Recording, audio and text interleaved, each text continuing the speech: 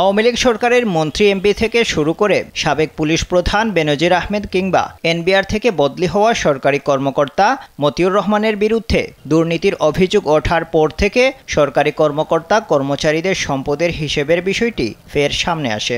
এই অবস্থায় জনপ্রশাসন মন্ত্রণালয় সিদ্ধান্ত নিয়েছে এবার থেকে সব সরকারি চাকরিজীবীকে সম্পদের হিসেব দিতে হবে। রোববার জনপ্রশাসন মন্ত্রণালয় থেকে এই সংক্রান্ত আদেশ জারি হওয়ার কথা রয়েছে। এ বিষয়ে মন্ত্রণালয়ের সিনিয়র সচিব মোহাম্মদ মোখলেসুর রহমান বলেছেন, চাকরিজীবীদের সম্পদের হিসেব কিভাবে কোন পদ্ধতিতে নেওয়া হবে সে বিষয়ে একটি ফরম্যাট প্রস্তুত করা হবে। মূলত 1979 সাল থেকে 5 বছর পর পর সরকারি কর্মকর্তা কর্মচারীদের সম্পদের হিসেব দেওয়ার বিধান চালু হয়। স্যান্ডেলিনা সো, রূপচর্চায় আভিজাত্য।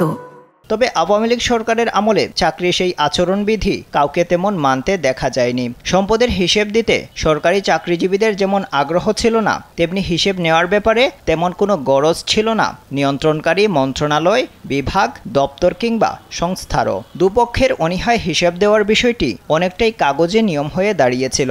এই অবস্থায় বর্তমান অন্তর্বর্তীকালীন সরকার দায়িত্ব নেওয়ার 1 মাসের মধ্যেই এই বিষয়ে কাজ শুরু হলো।